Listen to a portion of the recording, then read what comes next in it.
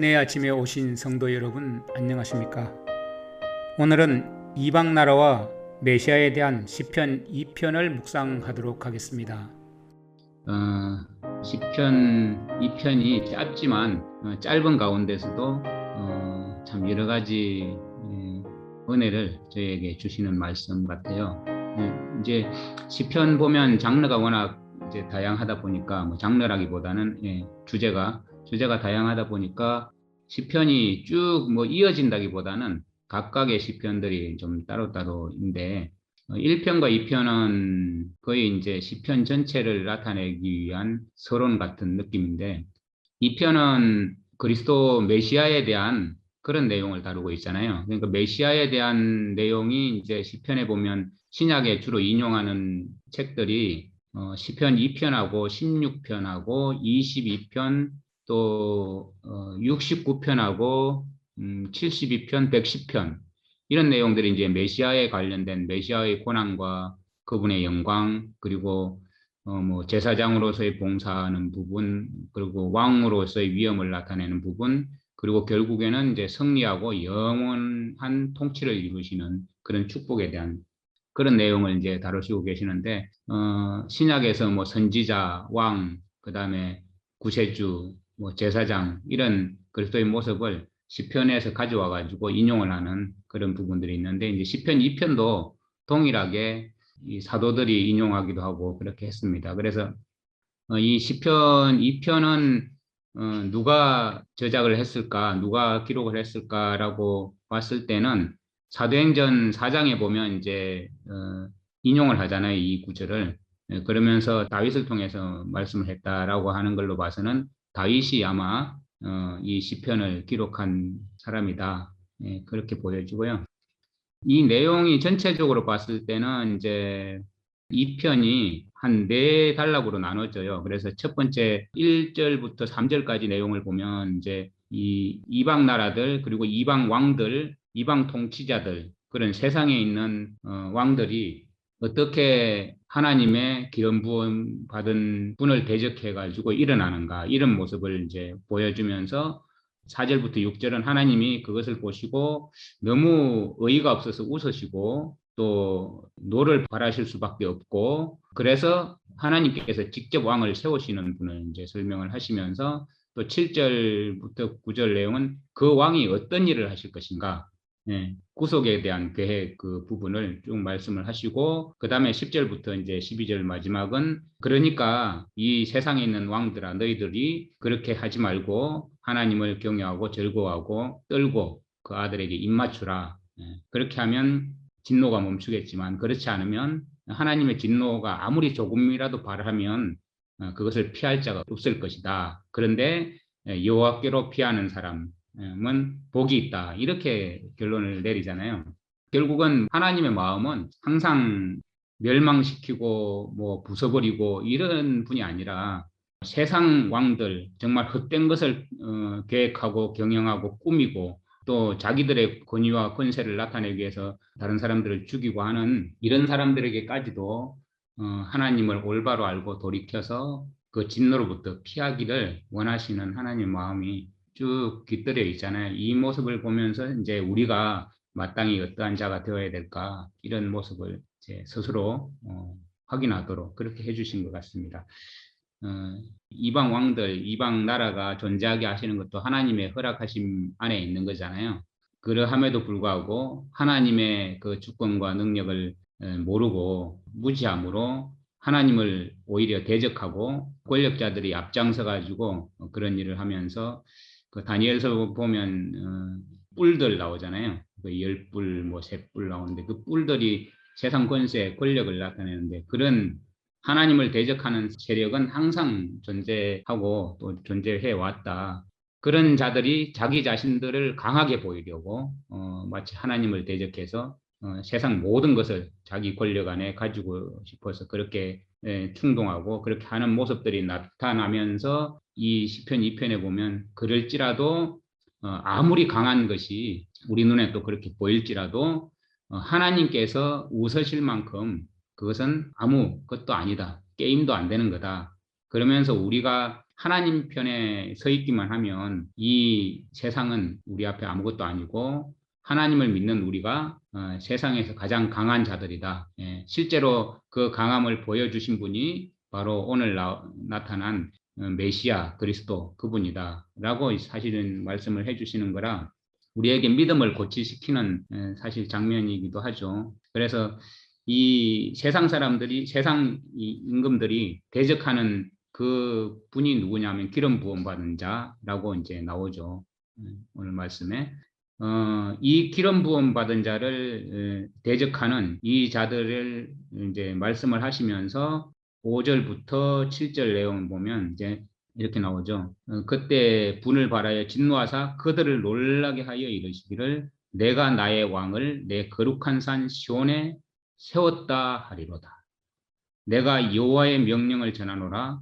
여호와께서 내게 이르시되 너는 내 아들이라. 오늘 내가 너를 낳았도다. 내게 구하라. 내가 이방 나라를 내 유업으로 주리니 내 소유가 땅 끝까지 이르르다. 그러면서 이제 계시록 19장에 나오는 내가 철장으로 그들을 깨뜨리며 질그릇같이 부수리로다.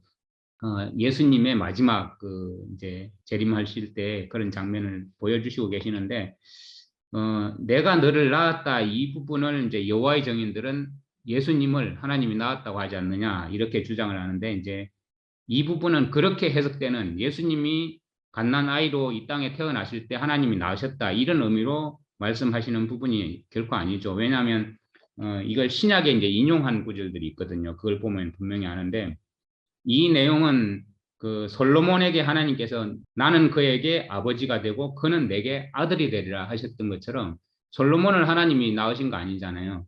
예. 어떤 직위에 임명하셨다는 것을 이제 나타내시기 위해서 그렇게 말씀을 하시거든요. 그러니까 예수님이 죽으시고 부활하신 것을 통해서 절대적인 왕으로 하나님께서 그분을 다시 세우시고 기름을 부으셔서 메시아로 임명하셨다는 것을 삼으셨다는 것을 이제 증명하는 구절인데 그 사도행전 4장 읽어보겠습니다. 제가 이 이제 사도가 인용을 한 건데요.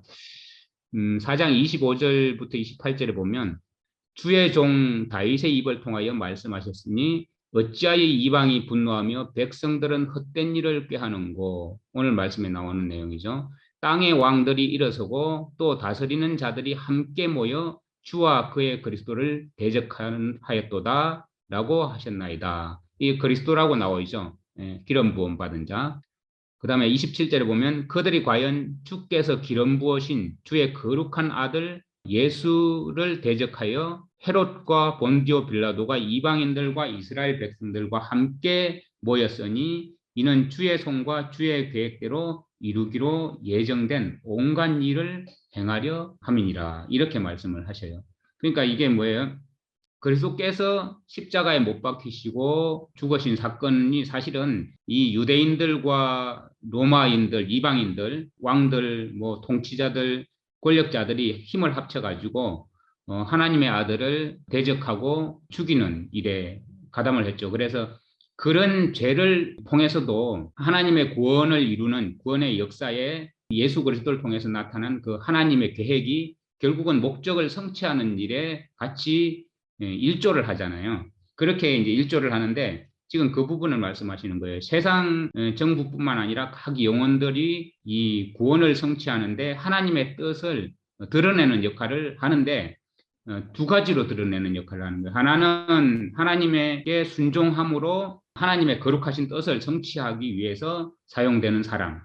또 하나는 굴복하지 않고 불순종함으로 하나님의 뜻을 이루는데 대적하는 역할을 함으로써 하나님의 일을 성취하는 부류, 이렇게 두 부류로 나오잖아요. 그래서 이제 하나님은 지금 오늘 말씀을 통해 가지고 그렇게 이 세상 군왕들이 지금 어떤 일을 하고 있는지 그 정체를 이제 드러내 보여주시면서 그것 때문에 하나님은 진노하시고 계시다. 그리고 하나님께서 새로운 정말 의를 이루실 그리고 구원의 계획과 목적을 성취하실 왕을 세우실 것이다. 그러므로 너희 세상 왕들은 내가 아니면 안 되니까 이제는 그 너희들의 계획을 접고 아들에게 입맞추라. 복종하라 이 말이죠. 입맞추는 것은 옛날 왕들이 복종하는 의미에서 손에 입맞추고 발에 입맞추고 그런 것을 말하는데 순종하라, 온전히 복종하라 이렇게 말씀을 하시는 거죠. 그래서 이제 그런 말씀을 하시고 이제 그 사도행전 13장에도 보면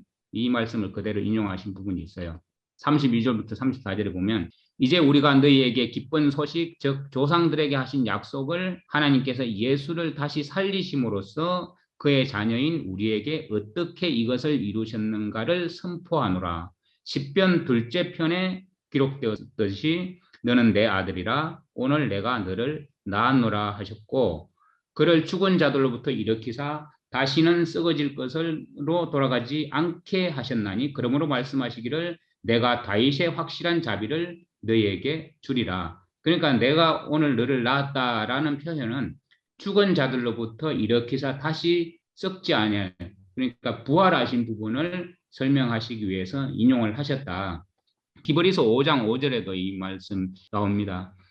또한 이와 같이 그리스도께서 대제사장 되심도 스스로 영광을 취하심이 아니요 오직 말씀하신 이가 그에게 이르시되 너는 내 아들이니 내가 오늘 너를 낳았다 하셨고 또 이와 같이 다른 데서 말씀하시되 내가 영원히 멜기세덱의 반차를 따른 제사장이라 하셨으니 그러면서 이제 죽으심에서 구원하실 분에게 간구하시는 그 장면을 쭉 설명을 하셨는데요.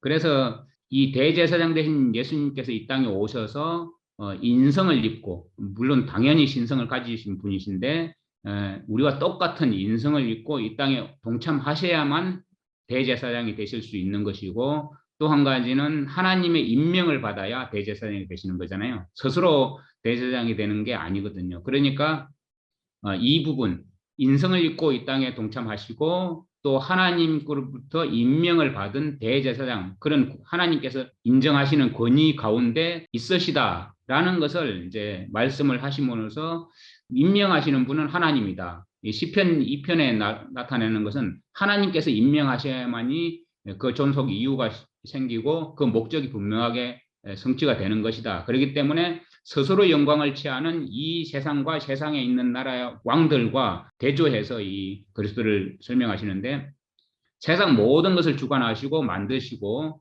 또 그것을 통치하시는 아들께서도 이렇게 아버지의 권위에 의해서 임명되고 그것을 입증하시는 분으로 아버지께서 높은 지위에 높이셔서 임명하기 때문에 그것을 입증하시는 지위로 이렇게 나타나는데 하물며 피조물인 땅의 왕들이 스스로를 높이고자 하는 이 부분을 책망을 하시는 거잖아요. 그래서 이런 말씀을 통해서 우리가 정말 크리스찬으로서 특히나 어떠한 마음 자세로 하나님께 온전히 순종하고 그분의 모든 주권에 우리를 맡겨야 되는가 그런 교훈을 참 얻을 수 있다고 생각이 듭니다. 그래서 이 죄인의 본성과 하나님을 온전히 순종하는 자의 차이는 이만큼 큰 차이가 있다. 그래서 우리는 항상 하나님께 피하는 그런 자가 되어야 된다라고 이제 오늘 말씀에서 이해할 수 있을 것 같고요.